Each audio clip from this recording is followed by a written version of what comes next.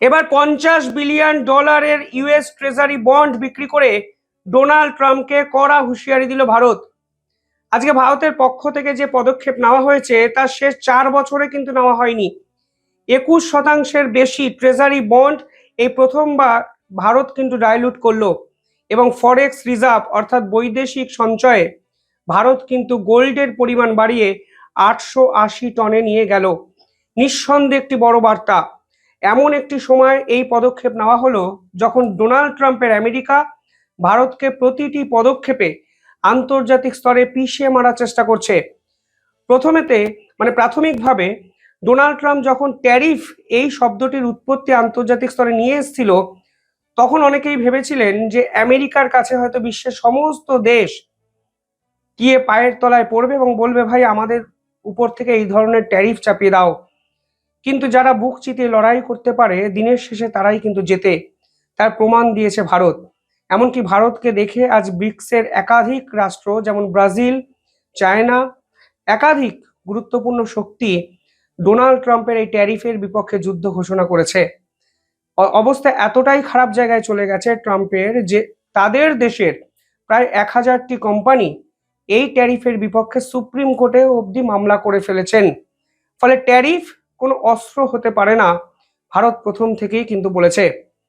আর এবার ডোনাল্ড ট্রাম্পের যাবতীয় ক্ষমতাকে কার্যত কমিয়ে দিতে ভারত কিন্তু তাদের ডলারের সঞ্চয় কমাতে শুরু করলো। এবং আপনারা শুনলে অবাক হবেন, শুধু ভারত নয়, আন্তর্জাতিক স্তরে একটি ট্রেন্ড দেখা যাচ্ছে, যে ট্রেন্ডে সমস্ত দেশই ইউএস ট্রেজারি বন্ড বিক্রি করে গোল্ড রিজার্ভের পরিমাণ বাড়াচ্ছে, যা আমেরিকার ডলারের যে ভ্যালু তা কিন্তু এক ঝটকায় অনেকটা কমিয়ে দিয়েছে, যা রিপোর্টে কালকে প্রকাশিত হয়েছে। অর্থাৎ ভারত যা পদক্ষেপ নিয়েছে গোটা বিশ্ব সেই পদক্ষেপকেই অনুসরণ করছে। এবং ডোনাল্ড ট্রাম্প এবার বুঝতে পারছেন যে ভারত আর যাই হোক ভেনিজুয়েলা নয়। ভারতের সঙ্গে লড়ার জন্য শুধুমাত্র প্রভাব এবং প্রতিপত্তি প্রয়োজন সেটা নয়, অনেক বেশি বুকের পাটা প্রয়োজন। ডোনাল্ড ট্রাম্প হুমকি বা হুঁশিয়ারি দিয়ে শুধুমাত্র ভারতকে পায়ের তলায় রাখতে চেয়েছিলেন। আলটিমেটলি আজকের দিনে দাঁড়িয়ে সব দিক থেকে তার এই সিদ্ধান্ত আমেরিকাকেই ব্যাকফায়ার করেছে, সে ডিপ্লোম্যাটিক হোক, পলিটিক্যাল হোক, ট্যারিফ ওয়ার হোক। আজকে ভারত সিদ্ধান্ত নিয়েছে তাদের ইউএস ট্রেজারি বন্ড থেকে $50 বিলিয়ন বিক্রি করে দেবে, যা 21% বেশি।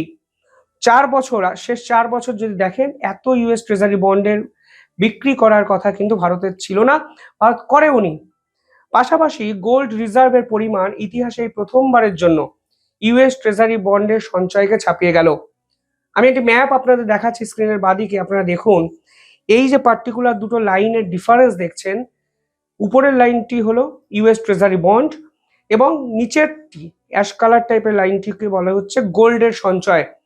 দেখুন শেষ 10 বছরে গোল্ড এবং ইউএস ট্রেজারি বন্ডের এই যে গ্যাপ তা কিন্তু অনেকটা বেশি ছিল। অর্থাৎ ভারত কিন্তু ধারাবাহিকভাবে ইউএস ট্রেজারি বন্ডের সঞ্চয় বাড়িয়েছে গোল্ডের তুলনায়।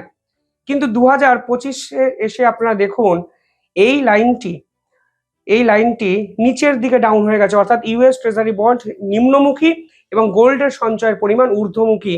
এবং 2025-এর অক্টোবরে এসে গোল্ড সঞ্চয়ের পরিমাণ ইউএস ট্রেজারি বন্ডকে ছাপিয়ে গেল ভারতে, যা ইতিহাস গড়ল বিভিন্ন কারণে। তথ্য বলছে এই মুহূর্তে শুধুমাত্র ভারত নয়, গ্লোবাল সার্কিটেও ভারত যে প্রবণতা দেখাচ্ছে অন্য দেশ কিন্তু ফলো করছে। ব্রিক্স কান্ট্রির অন্যতম শক্তিশালী রাষ্ট্র চায়না অলরেডি $29 বিলিয়ন তারা কিন্তু ইউএস ট্রেজারি বন্ড বিক্রি করে দিয়েছে। আর ভারত আজকে $50 বিলিয়ন বিক্রি করলো।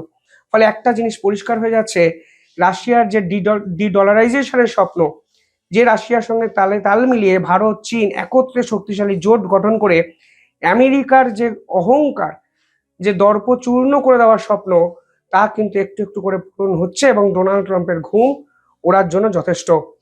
অক্টোবর 2024-এ ভারতের এই ট্রেজারি বন্ড সঞ্চয়ের পরিমাণ ছিল $241.4 বিলিয়ন। 2025-এর অক্টোবরে সেটি গিয়ে দাঁড়ায় $190.7 বিলিয়ন। অর্থাৎ এক বছরে এটি 21% কিন্তু কমেছে। অথচ এই মুহূর্তে ডলারের সময় কিন্তু খুব একটা খারাপ নয়। ইউএস ইল্ড মানে এই মুহূর্তে যদি ডলারের অবস্থান দেখেন, দেখবেন ডলার কিন্তু চাহিদার একটি সর্বোচ্চ জায়গায় আছে। তথ্য বলছে যদি ইউএস ইল্ডের পরিমাণ 4% থেকে 5%-এর মধ্যে হয় তাহলে কিন্তু ডলারকে স্টেবল বলা চলে। আর এই মুহূর্তে কিন্তু ডলারের ইল্ড 4% থেকে 4.8%-এর মধ্যে আছে, অর্থাৎ ডলার কেনা ছিল এই মুহূর্তে সেফ চয়েস। ডলার এই মুহূর্তে সেফ ব্যাকআপ, ডলারের লিকুইডিটি রেট অনেকটা বেশি। এমনকি এই মুহূর্তে যদি ডলার ভারত কিনতো তাহলে কিন্তু হাই রিটার্ন পাওয়ার সম্ভাবনাও থাকতো।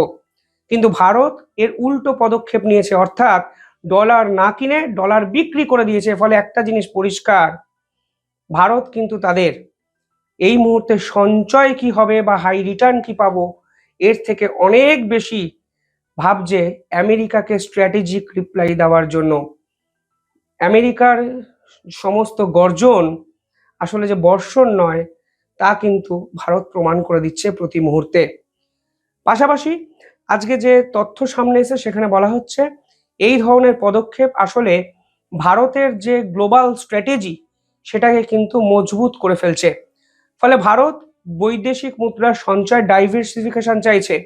নির্দিষ্ট একটি রাষ্ট্রের উপর ভরসা করতে ভারত চাইছে না, এমনকি নির্দিষ্ট দেশের একটি কারেন্সি অর্থাৎ ইউএস ডলারের উপর ভরসা করতে চাইছে না, কারণ কালকে ডলারের যে মার্কেট যেভাবে ভোলাটাইলিটির দিকে যাচ্ছে তা কিন্তু ভারতকেও বিপাকে ফেলতে পারে। একই সঙ্গে আমেরিকার যে আনপ্রেডিক্টেবল অ্যাটিটিউড সেটাকেও যে ভারত আর বিশ্বাস করছে না তা কিন্তু পরিষ্কার। এই মুহূর্তে ইউএস ডলার ইন্ডেক্স যদি দেখেন তাহলে দেখবেন এই ইন্ডেক্স অনুযায়ী ডলারের ভ্যালু কিন্তু শেষ এক বছরে 10% কমেছে। এটা 8%-এর আশেপাশে থাকলে পজিটিভ একটা সাইন মানা হয়, অর্থাৎ ডলার কিন্তু ক্রমশ দুর্বল হতে শুরু করেছে। ফলে বিশ্বের সবই দেশ, প্রায় অনেক দেশই গোল্ড রিজার্ভের পরিমাণ বাড়াচ্ছে এবং ভারতও কিন্তু সেই চেষ্টাই করছে। এবং 2025 সাল অক্টোবর মাস অব্দি তথ্য বলছে 880 টন গোল্ড রিজার্ভের পরিমাণ কিন্তু ছাপিয়ে গেছে।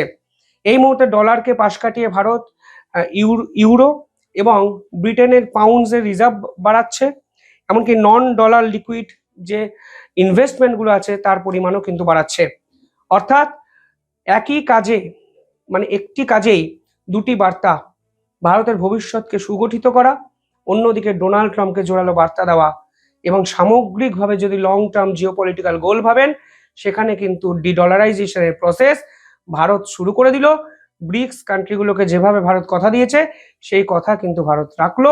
ভবিষ্যতে বহু দেশই ভারতের এই ট্রেন্ড ফলো করবে বলে বিশেষজ্ঞরা বলছেন। আপনারা কিভাবে দেখছেন পুরো বিষয়টি কমেন্টে জানাবেন। দেখতে থাকুন দ্য ইন্ডিপেন্ডেন্ট নেটওয়ার্ক। যারা এই ভিডিও দেখছেন ছোট্ট একটা অনুরোধ, চ্যানেলটিকে ভালো লাগলে একটু সাবস্ক্রাইব করবেন, পাশে থাকা বেল আইকনটি ক্লিক করবেন পরবর্তী জিওপলিটিক্যাল ভিডিওর জন্য। ধন্যবাদ।